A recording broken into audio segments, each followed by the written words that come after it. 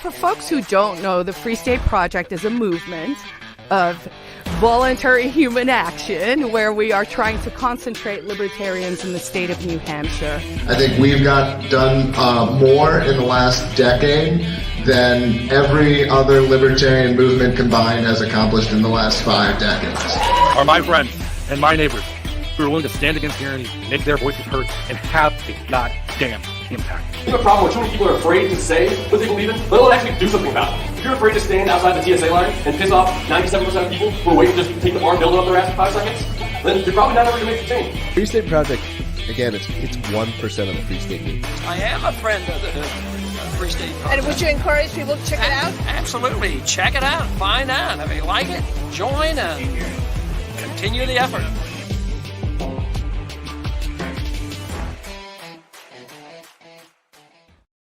Ladies and gentlemen, boys and girls, libertarians, anarchists, movers, natives, and those on your way. Thanks for tuning in to another episode of Free State Live, where you get to hear about all the ways you can live free or die in the free state of New Hampshire. First and foremost, time to welcome back your hosts. I'm Justin O'Donnell, former candidate for U.S. Senate on the Libertarian line here in New Hampshire and host of the O'Donnell for Liberty podcast. Joining me is local activist and meme lord extraordinaire Bill Barger. How are you, Bill? Good, man. Good to see you. You as well. Free Stater and small business owner Patrick Bender. Patrick, thanks for joining tonight. How are you? Good evening. And all the way from the Freecoast, we have joining us to tell us about how great it is to live near the ocean in New Hampshire, Freecoaster extraordinaire, activist extraordinaire, Libertarian Party of New Hampshire board member, Stephan Nass. How are you, Stephan? I am doing great. Thanks for letting me on here today. I'm excited to have you. Glad to have you. We got a great show tonight. Everybody keeps asking as they're getting ready to move, what's the best area of New Hampshire for them to settle down in? We've talked about how great Manchester is. We got people from Manchester on the show every week with myself and Bill. And you're here to tell everyone what's so great about the Seacoast and what's so different about the Seacoast and what the Seacoast has to offer them. But first things first, 90 seconds for your news. It's your weekly update. It's time for this week's weekly update. Governor Sununu's popularity is taking a major hit, and a new poll by the University of New Hampshire Survey Center found that after enjoying widespread popularity through much of his tenure as governor, a slim majority of Granite Staters, only 52%, currently approve of Governor Sununu's job performance, a substantial decrease from his 82% approval rating in May of 2020. Granite Staters got their first real winter weather as a Christmas treat this year with icy roads and cold weather. The city of Manchester saw overnight snowfall to celebrate the holidays. And in the spirit of celebrating the holidays, top White House coronavirus advisor Anthony Fauci said on CNN Monday morning that Americans should cancel their New Year's Eve parties due to increasing spread of the Omicron coronavirus variant as Americans struggle to find some normalcy as the pandemic wraps up its second year. These warnings for people to avoid normal holiday activities follow news that Americans' mental health is significantly deteriorating, a phenomenon many attribute to the virus mitigation measures. U.S. Surgeon General Dr. Vivek Murthy earlier this month issued a warning of a growing youth mental health crisis, and new government data analyzed by the group of Families Against Fentanyl shows overdoses of the drug now the leading cause of death amongst people between 18 and 45, above COVID-19, car accidents, or any other cause of death. Yet even as President Biden calls for state-based solutions instead of a federal approach to dealing with the pandemic, New Hampshire Democrats do the only thing they know how: complain on Twitter about how Republicans, Libertarians, and Free Staters are having so much success in making the state more free. That's all this week. Make sure you tune in again next Monday for your weekly update. So that's our weekly update. Thanks for tuning in. Thanks for joining the show, everybody. It's going to be a good show tonight. So make sure you ask your questions in the chat. Make sure you give some comments and let us know what you think about what's going on and what's being said and any questions you might have for Stephan or anybody else on the show tonight. But first and foremost, Stephan, how did you land in the Seacoast? Well, I landed in the Seacoast because when I first moved here, I wanted to be a part of the food scene because that's where my career path has taken me. And I looked around and searched for where's the best food scene in New Hampshire, where are the best chefs, where are the best restaurants, and all the answers pointed to the Seacoast. And so that's why I originally moved down to the Seacoast. And then why I've stayed is all the other amenities and fun stuff that we like to do on the Seacoast and the people over here especially. Now, Yeah. we've jokingly adopted the moniker the Free Coast. That's been going around for about 10 years now. Free Staters out on the Seacoast. Much like Manchester, you guys have a very thriving Liberty community built around the Free Coast, don't you? Yeah, absolutely. So on this Free Coast area, we have meetups constantly. We have a weekly meetup every Thursday night at a different town. It rotates between Dover, Exeter, Rochester, Seabrook, and if there's a fifth week in the month, we pick a wild card place where we have it. And then after those meetups, we go back to our Libertarian Community Center where I'm currently sitting and have another party. We really like to have a lot of social events, especially with this past year and the pandemic, where people were finding that they could no longer go out and do normal social functions. We found it very important for our community to keep gathering like normal people should, having potlucks, having parties, but also having constructive events like debates and discussions and just all sorts of things like that. Really to just continue building our community over time. You guys have like a debate every month, right? Yeah, we try to have a debate every month. If we don't have one ourselves, we watch the Soho Forum debates live. We just live stream them with our projector and kind of watch them that way. But yeah, we try to do our own debates. We actually have one tomorrow. It's about the ending the welfare state. I believe the resolution is something along the lines of should we end the welfare state in 100 days or something very similar to that. So that's going to be some local free staters debating for and against that here at our community center, the Shell. You can see our banner right there.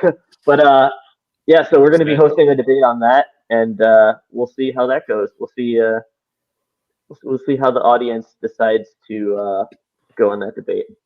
What other kind of stuff do you guys have going on at the Shell? Oh, right. all as far as like recurring events that you can count on, like if you're coming to town and you want to visit the Shell. Yeah, if you're scheduling a time to come here, one of the best things you could come to would be our New Movers Brunch. It's every third Sunday. That's kind of a potluck that we have where it's all about you. It's all about the newcomer. Either if you've already lived here for a while but you've never come out here before, or if you're just visiting, or if you just recently moved. It's about letting us introduce ourselves to you and you introduce yourself to us so we can network with you properly, help you find your place in the state. The reason why we have events like that is the Free State Project really, its goal is just to get you here.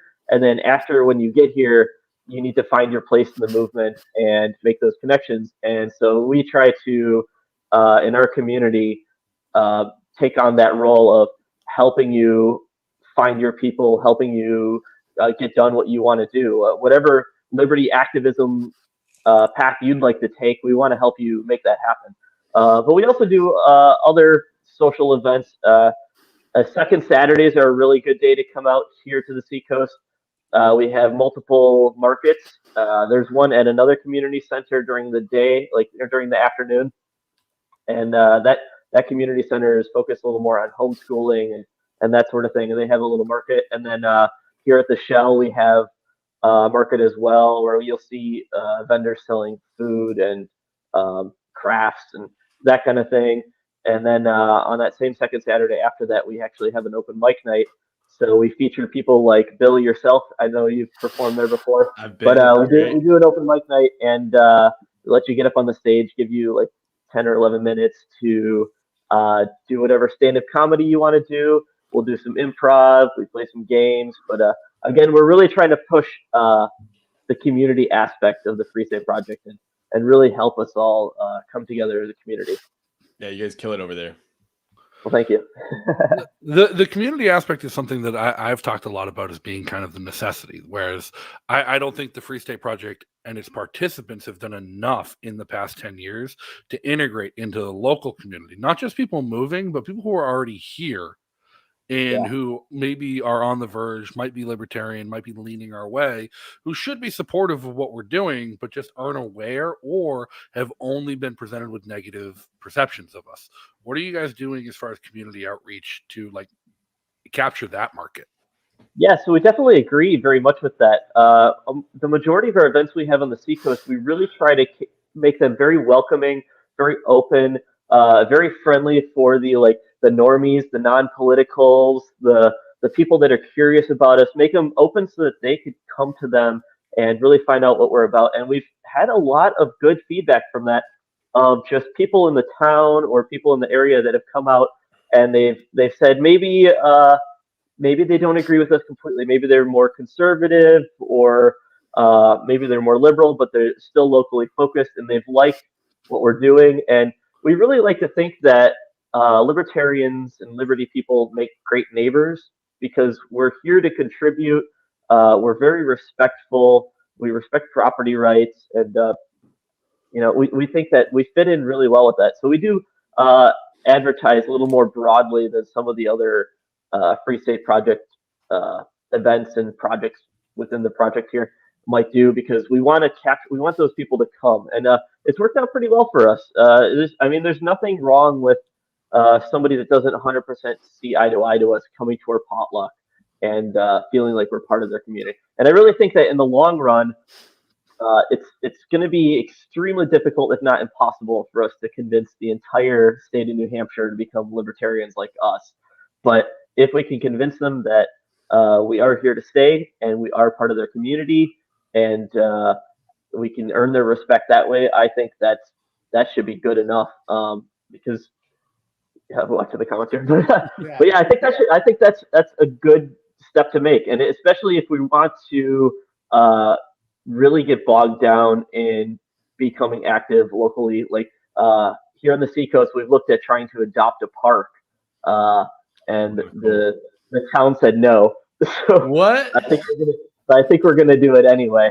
Nice. But stuff like that is it's going to be important for us in the long run. I mean, eventually, if we're going to reduce the state as small as we can, we're going to have to do that stuff. So we just need to keep integrating with these communities, and it fits into the political aspect too, right? There's no point in being any more of a carpetbagger than we already are, right? We might as well win over the hearts and minds of the people we'd have to represent before we run for office, right? So Totally. let's just do good by them, and then we don't have to trick them into voting for us. We're one of you, right? We have your best interest at heart. We really do. So yeah, and I think like something, you sit down with dinner and have dinner with people, especially a bunch of friendly strangers. You bring a bunch of good food, and like everybody's having a good time. When you go to the Shell, especially, so much of it is apolitical. There are times but it's very much if it's a potluck, like people are hanging and talking about family and whatever. It's like a good, it's very event focused. So people come down, they eat dinner, and they're like, man, maybe they think I'm not a libertarian, but I'll sit down and have dinner with them anytime. That's a step in the right direction. That's a good thing. Absolutely. Or like, I'm not a libertarian, but they do a great park cleanup, and I go every second Saturday or whatever it is. Like that's a great step. And then the more they're doing that, it's like, I'm not a libertarian, but they're good neighbors. Exactly like you say, just getting that out into the ethos. But you have to do stuff that makes people think of you that way. So that you guys are doing a great job. Yeah, I love the show. Agreed. Well, thank you. We love having you around. But I think somebody said in the comments, we recently had a member that created a 5K locally here. They held it in a very liberal town, and the Shell was one of the sponsors. And at the 5K, I think half of them were Free Staters that showed up, and the other half were just townies, and townies, people that live in the small towns that have always lived there. Those people, and they've raised money for a good charity, and I don't see why we can't do more and more of that stuff. A little bit, I think, goes a long way too. Yeah. Agreed. Well, I think it's important to do stuff like that. And Patrick and Mari and other people in Manchester have been doing stuff like that. We've had the Quill doing that in Manchester for a decade, in a little bit different of a way, because it's a different community in the Manchester than there is on the Seacoast. But just in the past year, like the Shell's only a year old, right? Yeah. You guys have only been going for a year. How many members do you have that are there on a regular basis taking advantage? It's around 40. It's around 40 members, and we're pretty excited to have really had a lot of success over this past year. our members are sustainable and they come around, and we really don't try to force people to become members. You don't have to become a member to come to the vast majority of what we're doing. We like to say, like, if you heard about it, you should just come on out, because our goal is to spread the ideas of liberty, and our goal is to help people get active. And we think that if you want to support those goals, you should become a member. And becoming a member of our community center will let you host your own events and push the ideas that you want to be doing. But if membership doesn't work for you, we still want to see you coming around. We still want to see you participating. We just want to pack this place full of people as much as possible. And we've really been pushing towards that goal. And I think, especially this fall, our numbers have, we're straining at the seams on some of our events here. Like, we're renting chairs to make sure we have enough for everybody that wants to come to our events. We're selling out events that have tickets, and really, like, I think the social scene in New Hampshire has changed a lot since I've moved here. I've been here not quite 5 years, and when I was first coming to events on the Seacoast, we had some that didn't have great turnouts, or maybe it was like in the winter time and it was like 2 or 3 people would come to a dinner meetup, and now it's unheard of for anything less than 20 people to come to anything. Like, we have to, like, if we're eating at a restaurant as a group, we need to be very careful about where we go, and maybe even split into 2 different groups, because there's just so many people coming to everything all the time now. We've really got it worked out really well for advertising amongst ourselves, getting people, having that pipeline of getting people that move here into the system with the rest of us, so that they don't miss out on events and can get those invites and feel welcome to coming to them. There's been a lot of work put into that, and I think this next year it's going to keep paying off really quite well. Now, in terms of like the Seacoast in general, not just the Shell, not just Swell, the Liberty community and Seacoast as a whole, it's a big area. It's a whole region of the state. And there's a lot of things that people are considering and a lot of questions people are asking when they're trying to figure out where they're going to move, where they're going to land in New Hampshire. What are the schools like? What are the property taxes like? What's the community like? What kind of recreation is there? Ricky asked a question. It's like, I'll have to swing by when I come up, definitely looking for Free Stater-owned businesses to visit when he comes up there. What's the business climate like for people who are trying to like open new businesses on the Seacoast? I know you're involved in some of that on your own right now. Yeah, well, the business climate is pretty hopping. I mean, the last year saw some businesses go under.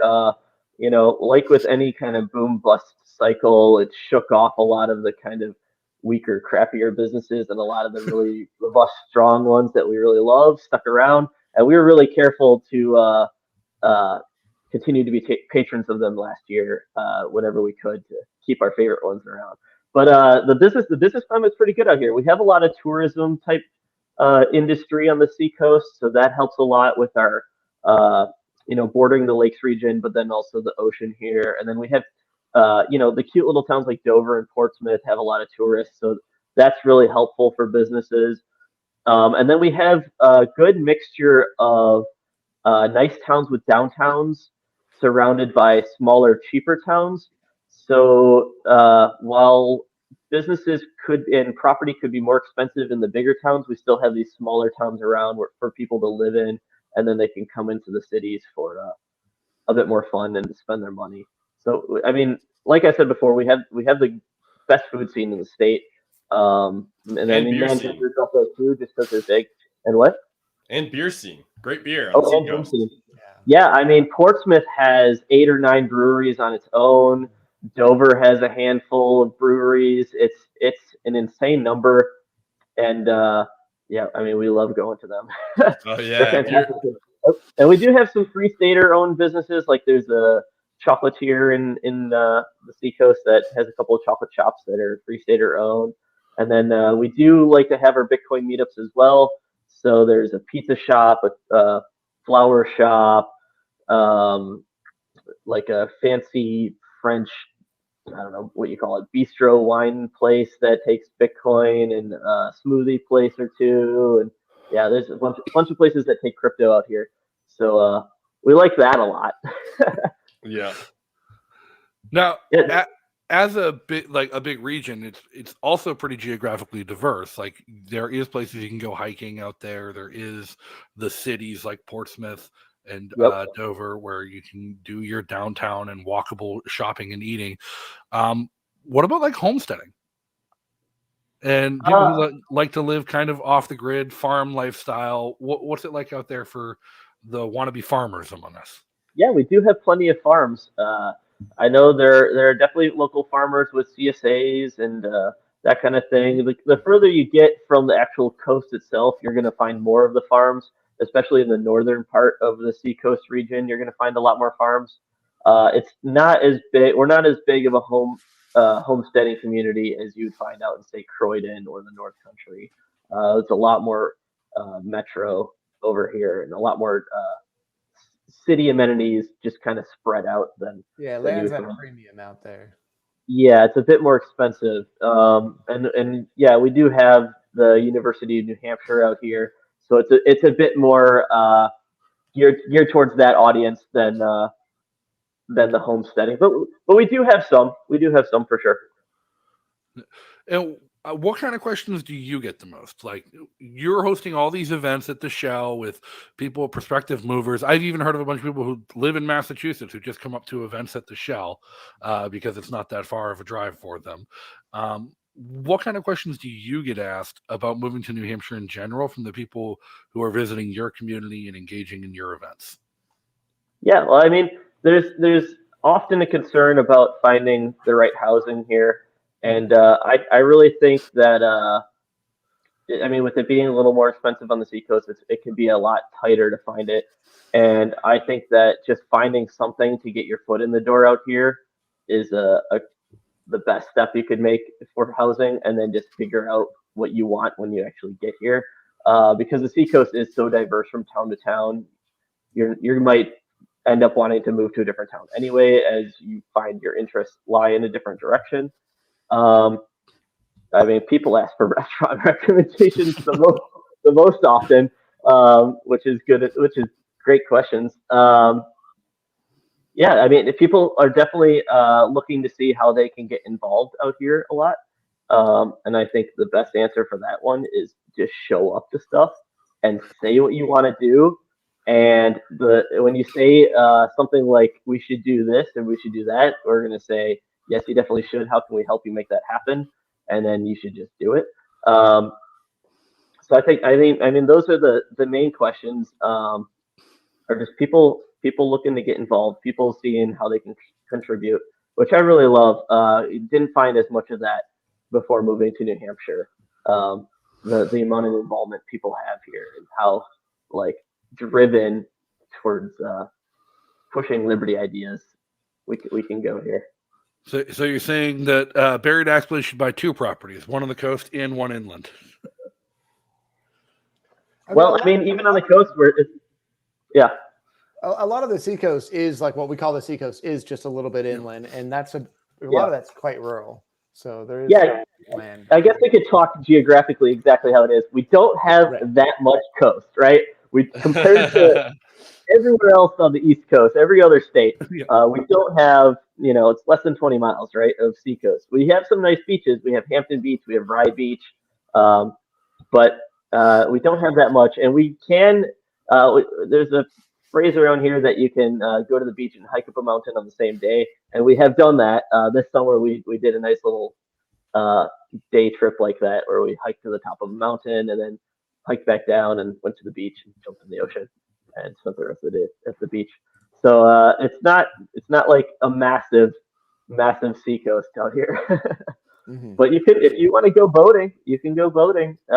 We do usually have a annual boat cruise where we get on a nice party boat and go out in the ocean for a few hours. And this year it was, I think, the Stratford County Republican Committee, which are all libertarians, did a boat cruise as a fundraiser. But in the past, it's been part of just our Seacoast festivities annually, where we go out on the ocean, have a good time, or go into the Great Bay, as we have sometimes as well. And the Shell's on some water, Stephen, isn't it? What's yeah.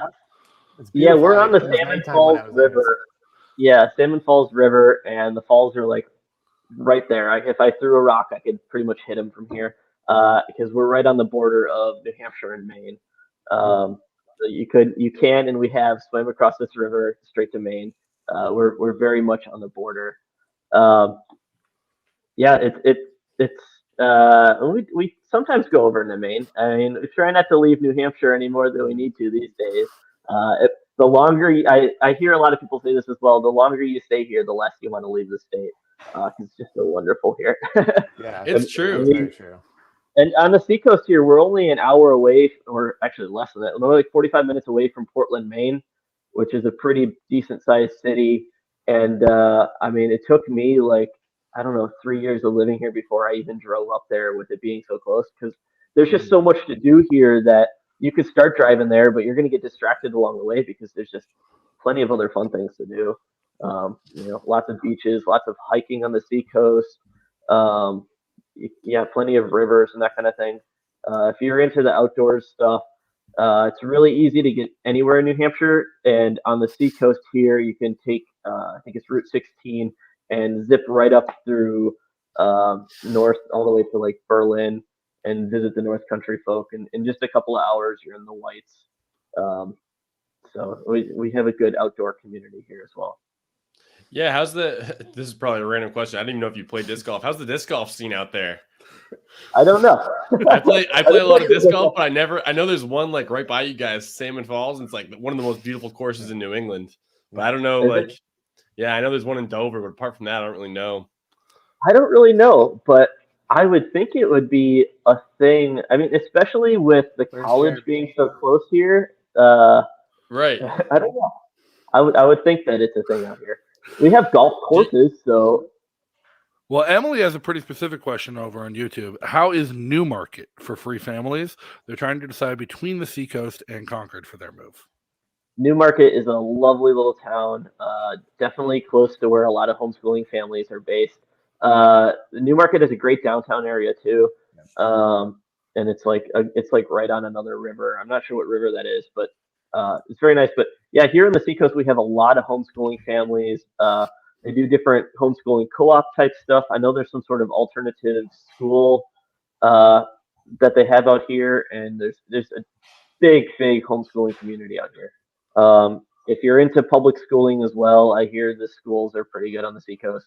I think people are fighting against them for different mask reasons, but besides that, I've heard they're okay. They're well funded, that's for sure. Yeah, I hear they're well funded. I think it's West Oyster River, I think, is a big school district out here. And but if you're into the homeschooling or peaceful parenting and that sort of thing, I don't have children myself, but there are a lot of families here on the Seacoast, very, very many, and they seem to like it, so it must be all right. Grace had a question for you about the shell. What's the policy about skinny dipping in your river? Has been done regularly. It's just a little bit too cool now. I'm sure if you look in the chat on this video, there are a few people that could probably chime in about skinny dipping in that river. There is a diving board there as well. I feel like if you got in trouble for skinny dipping in that river, you'd probably just swim into Maine, and then there'd be nothing they could do about it, or swim the other way just if they're angry on the Maine side. But I don't know. I think the water's pretty warm. I'm like, even though I live on the Seacoast, I'm personally more of a freshwater kind of guy because the ocean water can be cold, and in the summertime, the summers, like, despite us having real winters here, the summers do get pretty nice and hot, and that just keeps warming the water up all summer long. So by the time August comes around, you hop in there and it is nice. It is very nice. So I definitely recommend doing any sort of swimming out here, especially in that river there. Yeah, I've been in there, and nice and warm. The water moves really slowly. It's below a dam here. It's below a waterfall. I don't know if that makes it warmer or colder, or the mill. I guess they're actually getting like hydroelectric power out of this mill building that I'm in. So I don't know if that probably warms the water up. I'm not sure, but there's definitely skinny dipping. Yeah, no, the heat in the summers is definitely something that is not talked about enough. Every time I hear somebody who complains about the winter in New Hampshire and that being why they won't move because it's too cold in the winter, I have to resist the urge to tell them that I'm contemplating fleeing to Newfoundland every summer because it gets too damn hot here. Yeah, I mean, I don't know. I'm from Southern California. It gets really hot there. And each year I've been here, we've had a few days where it was hot and humid at the same time, but like not more than 10. That was like one bad year. And then the rest of the and it is different here on the seacoast, weather-wise, because of the ocean being there. I find it very frequently that, like, actually just the other day. So we just this past weekend had like our first real snowfall, but a few weeks before that, it did snow in New Hampshire, and I was actually in Manchester at the clubhouse out there, and it was snowing pretty decently there, and I was driving back to the seacoast, and as I was driving away from Manchester, I was thinking, gosh, it's snowing so hard, maybe I should just spend the night here, but I persevered, and as soon as I got anywhere near the seacoast, nothing, just rain. It was nice. They didn't even know it was snowing out here. That's a really regular occurrence. I've lived more than the northern reaches of the seacoast before, and I've had to like shovel snow for an hour in the morning because I lived on like a really long driveway, and drove to work further in the seacoast, and like nothing. They're just like wondering why my car is covered in snow because it's just rained down here. There's like a pretty hard line, I think, above Rochester, where very frequently it won't snow below Rochester, and the rest of the state gets dumped on relatively, and we're just fine down here. And personally, I'm from Wisconsin originally, so New Hampshire, every single winter in New Hampshire, I've thought, wow, we're so lucky we have another mild winter. This is really fantastic. No, that's just how it is here. And that's just how it is. Yeah, it's just how it is out here. So I don't know. Like, I have so much more winter gear that like, and I don't wear it. Like, I have a really nice warm coat that I don't wear because you just don't need it. Like, even if you go hiking, you wear layers and you immediately shed off your coat anyway when you start sweating. So it's like, if you're spending enough time outside that you need to wear a coat that's really heavy, it means you're doing exercise, so you're going to take it off anyway. And when you're making short trips, you're going between your house and your car. So, I mean, like, my winter boots just sit in my car, and in the hopes that I'll wear them at some point. So but yeah, I guess. Yeah.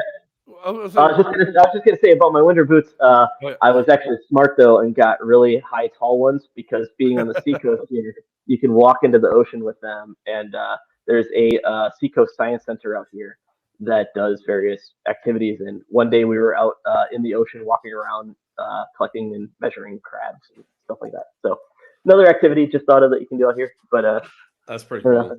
Well, I was going to ask, with winter pretty much here, finally here, it's a bit late for winter in some people's expectations, but we did just get our first real snow in Manchester, and southern New Hampshire is finally starting to get cold on a regular basis. What are your plans on the seacoast for activities? I mean, are you going to have more? Are you going to have a winter 5K? I mean, what kind of parties or events do you have for new movers and stuff that's different during the winter? Something planned for the winter as opposed to your normal everyday stuff? Really, the winter doesn't slow us down. If anything, it picks up because we are going to be traveling less and spending less time outdoors. So we are going to have just as many, if not more, functions than before. Very recently, we had 3 comedians come from New York and perform. We're already lining up a few more shows like that. Yeah, so we're going to be continuing that. I'm really trying to make a lot of our events sustainable and regular because we're thinking long term here. So I don't know if there's that much more ramping up we can even do in the winter. Our calendar is like I'm in our community center almost every day because we're just so busy. There's so much going on. No big igloo construction competition planned or anything like that. There could be. If you throw that idea out there, someone will probably take it and run with it and go for it. Well, I know myself and Patrick have been joking for going on 3 years now about building a giant igloo in front of the State House some night. What has the problem been? We haven't gotten enough snow. Not enough snow. Not once have we gotten enough snow to build a giant igloo in front of the State House. I'm sure we can make it happen. Maybe we'll truck it in from the North Country or something, or or get some ice blocks out of a lake or something like that. Just really make it solid, and there's got to be a way to do it. Ice bars are a thing, right? How do they build their stuff, right? They don't wait for the snow. We need to get one of those. We need to get one of those fertilizer trucks with the big. It's like a snow blower, but they use it for fertilizer, and it's got like the spout on the top. And just spray a big pile in front of the State House and then dig into it, I mean, last time a libertarian brought a fertilizer truck to a government building, it didn't go well. Was that in France? I think I saw a video of that in France very recently. But no, I'd like to see more winter activities planned. I know here in Manchester, we all just kind of like huddle in. It's like, oh crap, it's here. When can it be not dark for 14 hours anymore so we can get back outside and doing stuff? But like Seacoast, it is a little bit more mild. You guys don't really have I think Manchester's get the worst of the winters as far as southern New Hampshire goes, and the Seacoast is much more mild, much more acceptable to people who might be coming from more southern climates who are a jacket is what's holding them back from seeing liberty in their lifetime. Yeah, and if you go live in a city and hang out in that city anyway, like you're just hanging out around warm buildings all the time anyway. So it's really not that bad. I don't know. None of us are shivering on Christmas Eve or not Christmas Eve, Christmas Day, and the roads were drivable. Like I was able to drive around. They'd been brined and cleared, and I live in the city. Yeah, it's not like these storms catch us by surprise and we're just like, what do we do now? I guess we better call our snowplow guy now. Like, no, it's already we know what's going to happen. We put the salt down beforehand, and like I don't know. Personally, I know people recommend getting like winter tires. I have never gotten them in my life.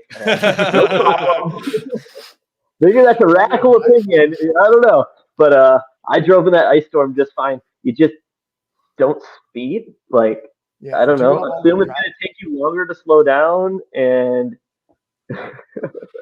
now, I had trouble getting around on Christmas morning, but that's because I've let my tires go so bald because I'm going to get every last mile out of them before I replace them. But if you're slightly more responsible than me, you won't have any problem. I just you might get problems in a rainstorm. Yeah. Gray says you can speed, you just got to know how to drift. Where you get four-wheel drive and all-weather tires. Yeah, I also don't have four-wheel drive, but drifting. I don't know how much four-wheel drive is going to help you driving on like icy roads anyway. But you just point the wheel. Yeah. Well, just point the wheel in the direction you want to go, and all right. Well, how about summers? Momentum will carry you. How about summers, Stephen? Because like we're going into winter now, but we're not always going into winter. Summers, you think of the Seacoast, you think of beaches. Like what kind of stuff like is going on every weekend that's there for even if somebody doesn't live in the Seacoast, just wants something to do on the weekend that is a must do, a must visit, or a must go get done during the summer for somebody who's in New Hampshire? Well, I mean, definitely head down to the beach. The Hampton Beach is the really popular one amongst people in general because it does have more of a boardwalky feel with lots of shops and that kind of thing. But us Free Staters, we like to go to Rye a bit more. It's easier to park there, but also it's a little more private, and it's a nice clean ocean beach. You can really relax there and hang out. One of the comments here is saying join for Liberty and cigars at Fabulous Cigar Lounge. We do have some good cigar lounges here where you can get a glass of whiskey and smoke a cigar. Especially in the summertime, go outside and do the outdoor things. Go to the beach, go to the lakes, go to the rivers. You can grab a kayak or go hike up a mountain. Download like the All Trails app and find out all of our tons and tons of trails. I really like New Hampshire, the hiking and outdoors spots, parks and that kind of thing, they're not all owned by the state or the city or the national government. Like we do have the White Mountain National Forest up there, but we also have the Forest Society, the New Hampshire Forest Society, and they privately manage thousands of acres in New Hampshire. And a lot of them aren't really on guides anywhere. You can kind of just drive around and you see their little blue sign. It's like blue and green, and it says like managed by the Forest Society, and you can just go hiking there. And there's awesome. just wonderful trails and fishing spots and that kind of thing. I didn't even know that was a thing. Yeah, it's pretty amazing. It's pretty amazing, and they advocate. They're not a liberty organization, the Forest Society, but they do advocate for getting towns to reduce taxes on people that use their land for hiking and outdoors type stuff. Interesting. Because I mean, from a liberty perspective, that if we would have a lot more parks if you didn't have to pay taxes on all that, right? If you didn't have to earn a high income off of land, we would have a lot more recreational land. And thankfully, there's a bit more incentive, I think, in New Hampshire than in other states to have that. Yeah, is that Forest Society, New Hampshire organization, or is that like a New England thing? New Hampshire. Yep. Oh, that's awesome. Yep, New Hampshire Forest Society. Yep. I'm gonna have to look them up. Yeah, there's a number of conservancies like that. I'm aware of other ones that I've been to, and where they've got excellent hiking, and then you find out it's not a state park; it's all private. Yeah, yeah, and I mean, we even have so one of my favorite hikes. If you ever come visit here on the Seacoast and want to go for a good hike, there's a great one here on the Seacoast that I love to take people on. It's two mountains.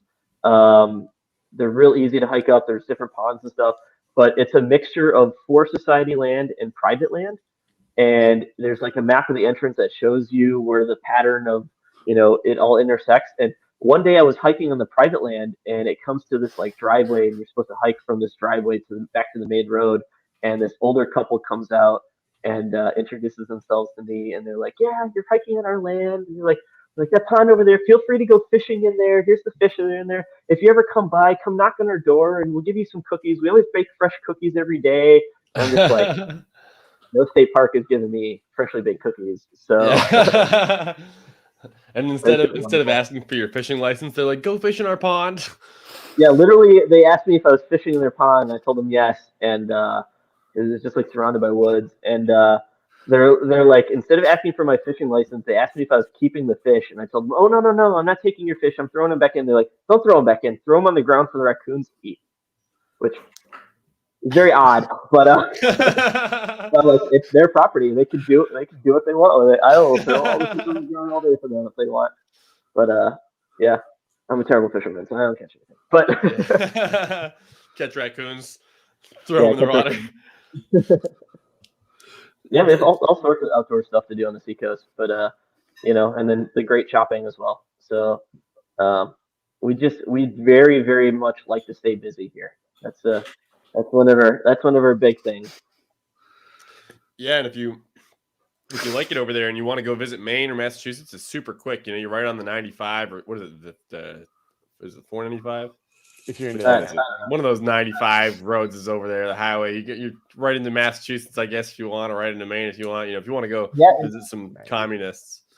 Yeah, and on the Seacoast, we technically have Kittery, Maine, right next to us for now. Eventually, I think they'll become part of New Hampshire again. But currently they're part of Maine. And over in Kittery is there's the traditional outlet shops that you find in every state, but also the Kittery Trading Post, which is fantastic. Highly recommend. If you're just visiting here for New Hampshire and you want to go to a really cool store, go drive the 5 minutes into Maine and go to the Kittery Trading Post. They have every outdoor thing you could possibly want, but I mean, if you're not into that, they have other stuff too. But every gun under the sun in there. They sell live lobsters right out in the front, and fudge, and it's just a fantastic place to go. Every bit of camping gear you could want is there. Really popular destination. They still sell live lobsters in a tank out front. I haven't seen a live lobster in a supermarket in forever. Sure, they will cook them up for you right there if you get there on the right day. They have a little so they have like the tanks of live lobsters, and you just go pick one out, and then there's like a little food truck sitting on site as well. And if that's open, they'll just cook it up and feed you. That's awesome. So great. It's so great. Yeah. How is Maine on the COVID stuff? I haven't been to Maine in quite some time because last time I was there, it sucked. I had a job there, and then I went into the trading post, and they were really bad. And I was like, okay, I'm glad I'm done with Maine. And so I haven't been back, and it's been, I don't know, a year or so. So unfortunately, that was the statewide rule. New Hampshire was pretty good on that kind of stuff, and Maine was not. Their governor, so they have, because they have Portland, Maine, which is a very like progressive city, very progressive. They're kind of ruled by that, despite the rest of the state being incredibly rural. So I think what you see a lot of in Maine is anywhere with any population, they followed those mask rules, and they followed the COVID ordinances, and so we kind of just avoided Maine for that time. But you go up into even in New Hampshire, is the same way. But if you go up into the rural areas, they just don't care, and they're just going to do their own thing anyway. So, it's a real mixture.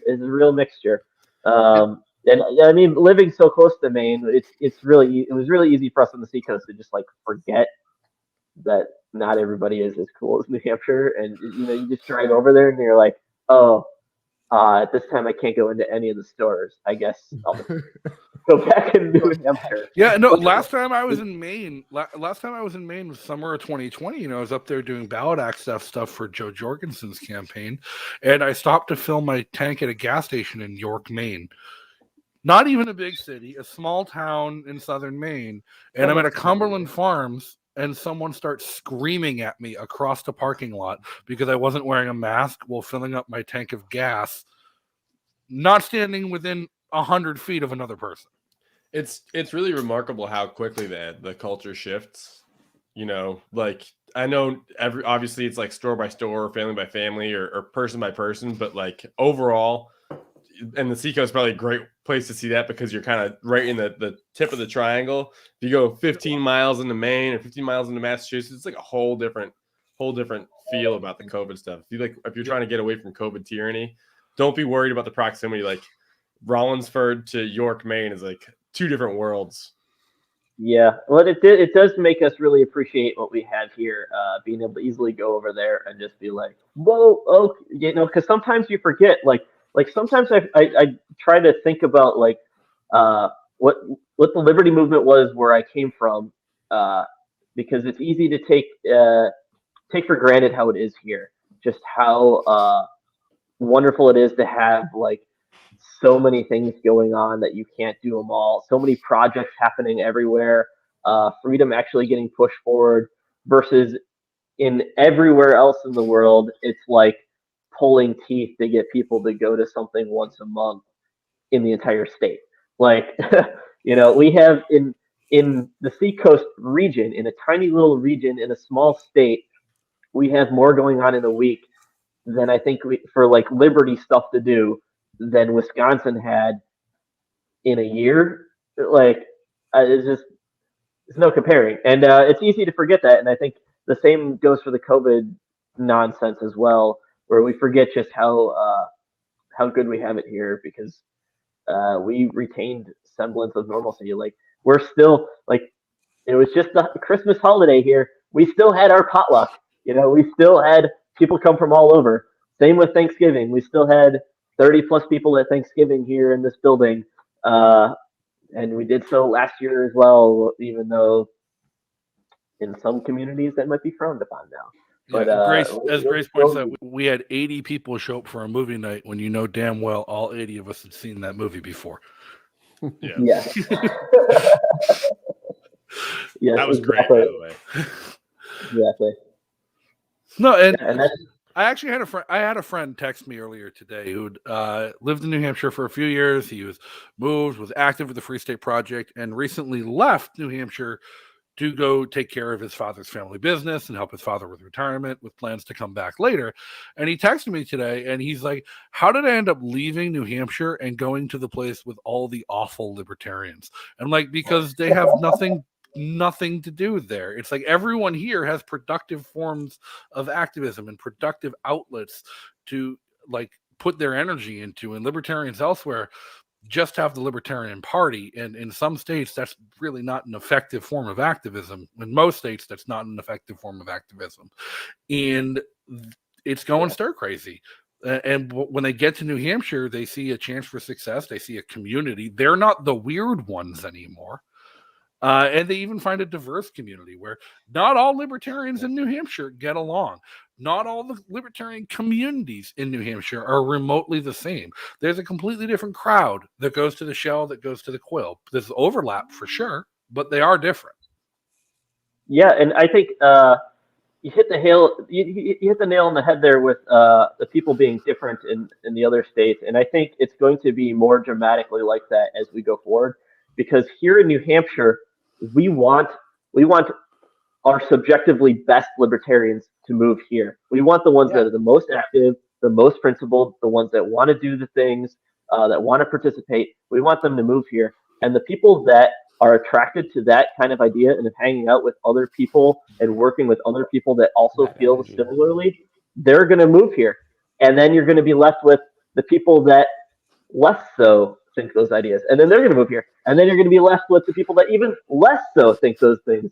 And next thing you know, we're going to have all the best people, and you're going to, the leftovers are going to be in the other states. The people who couldn't move or didn't want to move, they're going to be left behind. And, we're just going to recruit your top people. That's who we want. And that's who we're going to get. So I suggest move sooner rather than later, honestly. I mean, it always feels like we're making some big sales pitch here of, we really need you to move, really, but like, it's so easy to make this pitch because it's like true and it's right. Like this is where you want to be. Like, we're just trying to, a lot of our mistakes were not moving sooner, right? Like we regretted not coming here sooner, not getting involved sooner. I wish I had moved sooner than I did, because we could have. Yeah, like Sarah here says in her comments, it's like you graduate from the minor leagues into the major leagues. And would you rather be the best player, in the minor leagues, or would you rather be a mediocre player in the major leagues? Go for the major leagues. You only got one life. Make some waves. Yes, like there's so much more opportunity here too. Like anything you want to do, why would you work harder for it when you can work smarter for it, right? Just get here and do it. Even if you just want to show up at the polls and vote, that's easier to do here because you can vote for people, you can meet them, you can talk to them about the values, and you're on the same page mostly. You can do that. I couldn't vote for libertarians in California. No. Yeah, and this here, if you're going to vote for somebody that says a libertarian, like you could definitely go sit down with them. Probably, like it's not just do they say they're a libertarian? Are they doing this to get my vote or whatever? Like, let me go talk to them. They're around, Right. Also, to go back to what you were saying, Steve, about like you feel like it's this big sales pitch where like, oh, we need you to come here. It's like, I want to make clear to you, we don't need you to come here. We want you to come here. We do need people to come here, but like people are coming here. We need you to come here if you're ready to come here, and if you're not ready to come here, we don't need you. The people who are going to do it, we need you. Because ultimately we want the people who are going to go out, and we don't, it's like, this is going to happen with or without you, but you should be here. Like, you need to come here, It's not, I don't know. It's hard to overstate how like, I guess energizing and how enthusiastic it'll make you. Like it's a whole experience to get plugged in with. Like, I mean, there's at least got to be 500 people I've met in the past year from New Hampshire that are all about this. Like, and if not more, I mean, PorkFest alone, there's thousands of people. And I don't know, come at least check it out. There's Liberty Forum. Liberty Forum is in March 4th through 6th. So that'll be good. If you want to see like how the sausage is made, or like how maybe you can make your state like New Hampshire, or the cutting edge of liberty, come check that out. Yeah. And if you're interested in Liberty Forum, I know they're doing another Liberty bus tour, I believe on that Friday, Saturday as well. So that's a good chance to kind of get a glimpse into the state. And if you come to Liberty Forum and see any of us at Liberty Forum, come up and talk to us and ask us more questions, because we would love to answer them. And if, we can set you in the right direction. If we don't know the answer, we can make the connections, because we all know a lot of people, and we can all help you out, and we'd be happy to, I'm sure. Yeah, that's the thing, is that we all want to help each other out. And that's the biggest thing in the statement of intent for me. Like, what is the fullest thing we can do? Well, at this stage, it's just networking people, helping people out, making sure that, that they feel supported and do have support, that you're there to make these connections. Yeah. Well, it's been a great show. Thanks for coming on, Stephen. Thanks for filling us in, helping out. Thanks for joining Patrick. Thanks for joining Bill. And as always, everybody, remember, Bill already mentioned it, but make sure you go and get your tickets for Liberty Forum. You can go to nhlibertyforum.com. That's going to be the first weekend in March. It's going to be a great weekend. The nuts and bolts of the Liberty movement here in New Hampshire, how things work, how things are getting done. It's a perfect time to plan your first visit, or to come back for a visit if you haven't made your move yet. If you're already in New Hampshire, no excuse not to go. It's going to be a great time. We're going to have a lot of state reps there. So a lot of opportunities to sit down with the people that are doing the work in the State House and give them your feedback and hear from them about what they're doing and what's going on with their agendas.